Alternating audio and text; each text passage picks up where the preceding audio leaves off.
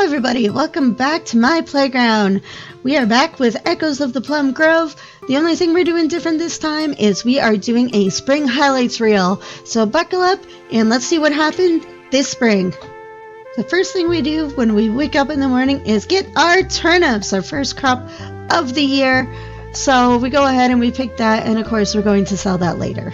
The next most important thing we do is inoculate ourselves against smallpox. That's very important because yes, you can get smallpox in this game, and yes, you will die from it. So we definitely don't want that to be happening at any point. So we're going to save ourselves ahead of time. We load up and we got some farming skill. Get some cornbread from our farming skill, which is a little strange, as well as a candy maker and a lantern. You woke up to a noise outside. Better investigate.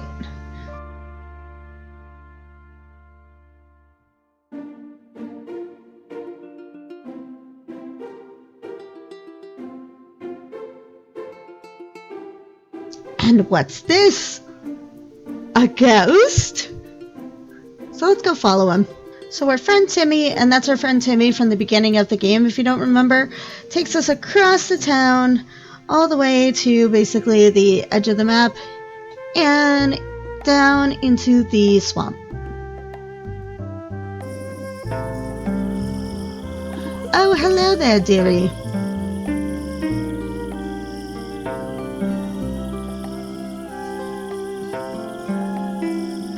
Is there something I can help you with? Oh, that sounds like quite the story. I'm afraid I haven't seen a ghost around here. Though I am glad you're here, dearie. I'm in need of assistance. Would you be willing to help? Thank you, sweetie. A while back I lost something precious to me, a locket.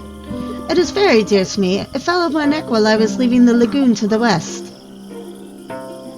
If you could fix the bridge and retrieve my locket, I will be very grateful to you. I'm sure fixing the bridge will be a simple job for you. It's always easier when you're young. Until then, you can always visit me during my shop hours on Saturdays. Good luck, dearie! So this becomes the main part of our quest in this game, is to build the bridge, get the locket, and then see what else she wants. And that kind of reveals the underlying plot. Something I wanted to show you guys really quick is that a pirate ship or a captain's ship will come in on Saturdays and Sundays, I think except for in the winter, and they will sell you rare items, so things that are going to be harder to get in the game. So in this case, we go ahead and buy some pineapples from her just because I can't afford it. And the problem with the ship though is that people will get off the ship and run around town, and they can be infected with diseases, which can kill you and your villagers. So you kind of have to be aware of who you're talking to in this game. I also wanted to look at getting a barn because one of the easiest things to make is bread or journey cakes. So for that I need some milk and flour or wheat. So getting a barn, getting the milk is kind of an easier thing to do. Every Sunday there's a market in this game where everybody gathers and sells their stuff. So we go ahead and talk to a guy named Lemon who came on the ship. And for a guy named Lemon, he actually sells potatoes, which I thought was a little strange. But anyway, so at the market, everybody comes together and sells their stuff, so it's a great way to talk to everyone. We're also starting to finally receive the efforts of our talking to everybody, and we're getting rewards in the mail, so that's always a plus, because especially in the early game, they typically give you things that you can resell for more money, or in this case with the copper bar, I'm just going to keep it for when I need it later. So I noticed in this game that fishing gets you a lot of money, especially if you're fishing from the sea. So I go ahead and I get a second fishing rod because they break really easily, and this way I can have one repairing and still be able to fish. Also, there's a fishing contest coming up, so having a second rod will prevent me from breaking one of them and then having to stop the fishing contest early, to be honest. Me being the smart person I am, got a bunch of shrimps and fish and whatever, and I decided to eat one without any kind of cooking, and as you see, I've gotten very sick. Even though I'm starving, I go ahead and I actually eat all of the shrimp. Raw shrimp. Very good. So I get what is that, a soap maker? That's right.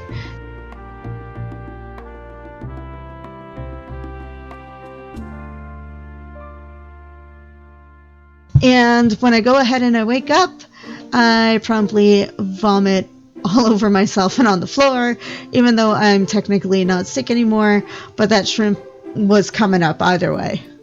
After a while, I started being able to actually make cooking recipes, but I noticed that they're actually not worth that much to sell the cooked versions of the vegetables or the fruits, because to make that cabbage stew, I mean, the peas themselves are worth 11 gold or whatever, and it's only selling for 16, so it's kind of not worth it, I've realized, other than to keep it as actual food. We're getting to the point where our soon-to-be wife actually likes us, so in order to get married in this game, you first have to buy a bouquet, much like many other games like Stardew Valley, and give them the bouquet. Then they're going to give you a quest, and if you pass the quest, then you're going to be able to get engaged and get married. So I bought the bouquet so we can go ahead and do that. Now we get, sadly, our first funeral of the game. Our friend Luna, who's actually the one who found us and brought us to the lighthouse, has died. Probably natural causes, because I don't think she was sick or anything like that. So we get a letter in the mail in loving memory and the date. It's always the next day. If you get multiple deaths in this game that would be on the same day, then they spread them out. So your calendar can sometimes look a little crazy. We finally find our wife and give her the bouquet so that we can start the marriage process. Yes, I've already forgotten her name, but that's totally okay. She wants us to go and befriend her brother, who we are not good friends with yet. So that is our quest before we can marry her. And now it's time for Luna's funeral. So anytime that there's a funeral, whoever their friends or family are will come and gather around in the cemetery, and you can actually see the coffin go into the grave, and there's a little wreath with the person's picture in it. It's always the same grave though, so it's easy to at least find it. Now it's finally time for the fishing contest!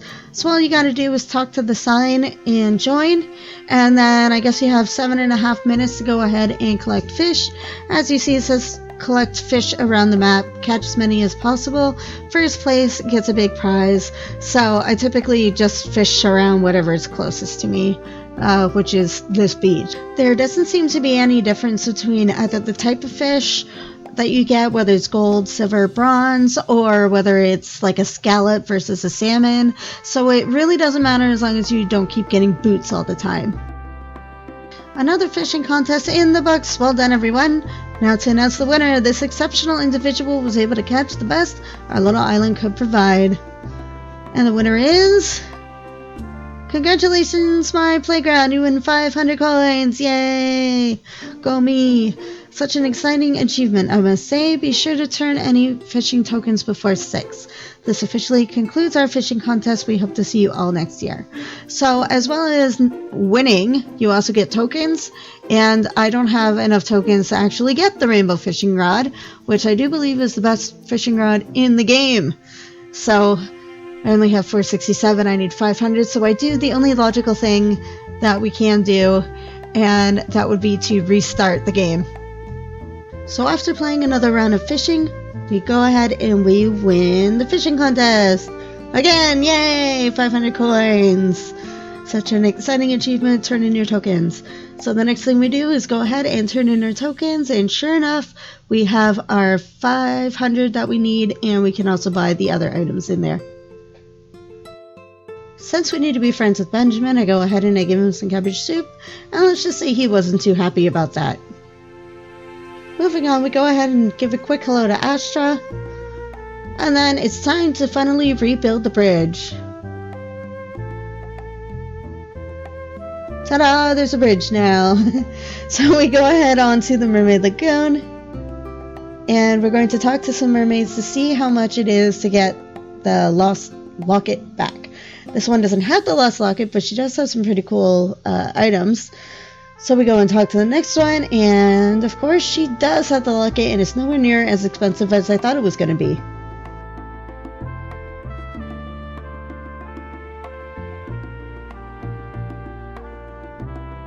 Thank you for returning my precious locket. It is the only thing I have left of my sister. It is hard to bring up, for well, it doesn't matter anymore. What has happened has already come to pass.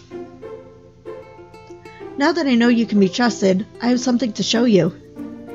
Behind this door, I must mention it is of great importance this stays between you and me. The others, I fear, will never understand what I am about to show you. Have an open mind. Our world is deeper connected than you know. There is so much about it we know so little about. Now, dearie, follow me.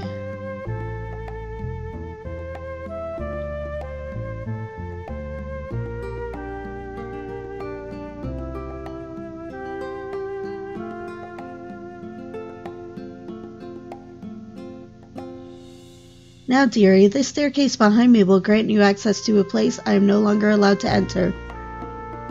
After my mistake, I can no longer help those below. But you can, only you, can help those poor fellows below, for I was not worthy. Now, dearie, just head down these stairs. Someone has been waiting for you to arrive for some time now. Come find me afterwards. My potion room is just through the opening here. I'm usually hard at work making potions to help those in the village, and I would love to show you my craft. I think you will find my skills very useful, especially having to run that farm of yours. Quickly now, dearie. We shouldn't keep our friends waiting.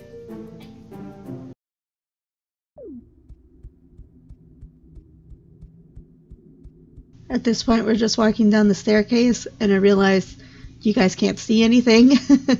So I do turn on a light at the last second. But it is literally just a long staircase.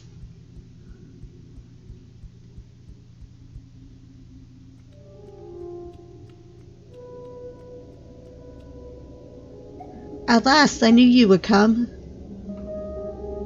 Once I knew you were alive, I set out to find you. I knew you were the only one who could understand. So many perished along with me in that dreadful storm. So many lives forever changed. But you survived. I couldn't be happier seeing you stand here before me. I so wish to hear about your life on the surface, but I brought you here for a reason. There is something I need to show you. Follow me.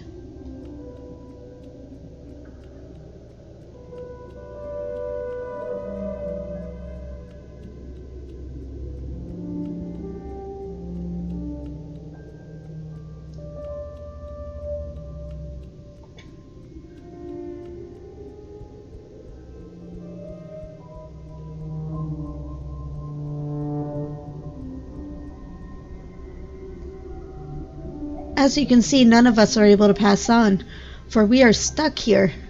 Long ago it was broken, and the portal shattered. Ash won't tell us how it happened. I can only assume it brings a great sadness to remember. No one is safe from this curse. Everyone who dies up above can never leave. All of us are eternally locked in this broken limbo, forever to remain. Only you can save us. If you can fulfill the requirements written on the pillars, we will be free. All you have to do is complete each task on the pillars to heal the grave and release us. That's grove, isn't it? Fear not, for I shall remain here to assist you along the way if you have questions. I have great faith in you, my friend. I knew that finding you was our only hope for salvation. Now make haste, complete the task, and save us all. I will be awaiting your return. Good luck, my friend. Alright, so that brings us to literally the plot of the game. So there's a bunch of these pillars, and when you talk to them, they give you 3 different tasks to do, each one relating to different aspects of farming, fishing, crafting, and social, I think are all of them. So each one is going to be like, give me 30 gold star of this, collect this stuff, or be friends with so-and-so, or like so many people, that kind of a thing. They're not terribly hard to complete, generally, but it's going to take more than one generation to get through it. So as you can see, our good friend Luna McBell is here, who saved us from our perils, and she is stuck here too. But a lot of these deceased people do have quests to gain things. A lot of it has to do with the different spells that you can get in the game. Generally, I ignore it because I just don't really care that much. Moving along, we see that our dear wife Isabella is sick. Oh no! I hope she doesn't die on us before we get married, because that would be terrible. A while later, I check the village tab on our thing, on our journal, and I see that Isabella is feeling better, but there are still some other sick people in the village that we will need to avoid. We're still on the hunt to get Benjamin to be our friend, so we go ahead and we give him a new gift of dried vegetables, and for some reason he likes those better than my cabbage soup. After some much awaited time, Isabella has decided that we are good enough to be her girlfriend. So we go ahead and we go on a date, pick the day and the time. There's lots of different options. There's a waterfall, the lighthouse, the tavern. Apparently we can pick the date, which I never bothered looking at before, but I choose the waterfall because it's a little bit more romantic. So now we go ahead and we watch 2 more people get married. I forget what their names are, but there's the guy from the butcher shop and there's the guy from the carpenter house. It's finally time for a date with Isabella, so we go over to the waterfall and we go ahead and give her the ring that we've been holding on to for a little while, and she likes it. Yay! But then I noticed that we're not actually engaged. What I did was I gave it to her as a gift instead of part of the date, so that messed it up. So I go ahead and reload the game. And at this point I waited until actually 12 o'clock instead of 11:30, and sure enough, the propose button is there. So we go ahead and propose again, and she likes it again. Yay! So our wedding is going to be tomorrow, and we just talked to her just to get that out of the way, and we will have a great rest of our day. Thank you. First thing in the morning, it asks us who we want to add to our household. In this case, we can't actually add anybody. It just won't let us, and I assume it's because she doesn't have a child. It's only her mom, brother, and dad. But if there was a child that she had from, say, another relationship, or she adopted or something weird like that, then we would be able to add them to our household as well. And now it's time for our wedding, so it lets me choose whether I want to wear a dress or a suit. I like the dress. Dearly beloved and honored guests, we are gathered together to witness the union of Mai and Isabella. Mai, do you take Isabella as your bride? I sure do. Isabella, do you take Mai as your bride? She sure does. It is my pleasure to pronounce you married. Family and friends, I present to you for the first time Mai and Isabella. Yay! I think she takes my last name always. I can't remember. I completely forgot that I was supposed to be going to Astra's house to do this whole potion side quest thing after going downstairs to meet Timmy, so we're doing it now. This is my own private potion room. It is where I harness magic from the other dimensions to create helpful potions. My potions can transport you to unique places, help you move faster, and even cure deadly diseases, which is definitely something we want. All of my knowledge I will pass on to you, for it is my wish to help you release those souls trapped below. You will need some ingredients to get started. I shall give you some. Here. These will help you create a spell I learned long ago. Just approach and interact with the cauldron to access my magic. The ghosts who are connected to the dimension will help you obtain these rare elder plums by completing quests for them. These quests that you complete will help strengthen your supply of mana to make more potions and learn new recipes. If you should have any questions, you can always find me. I have unlocked this area for you to access at any time. Now try out the spell yourself. It is very simple, my dear. Off you go. So clicking on the cauldron, we've got only a couple of things: blessings of luck and fleeting feet. We do the one she actually gave me stuff for, and ta-da! I've got a new potion. I also go ahead and head downstairs because I'm pretty sure I can complete this one now that I've gotten married, made a bunch of friends, and completed a bunch of quests. And so here we go. Ta-da! The pillar! It's alight and growing a plum tree. You are on your way. I can already feel that a change is stirring. Keep going, my friend.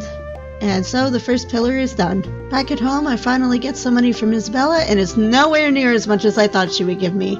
My guess is that because she's not actually the mayor, she's only the mayor's daughter, whereas if you marry the actual mayor, he'll give you like 100-something gold a day. Now it's time for our first baby. So it asks, do you want a baby? Do you want to have the pregnancy or adopt?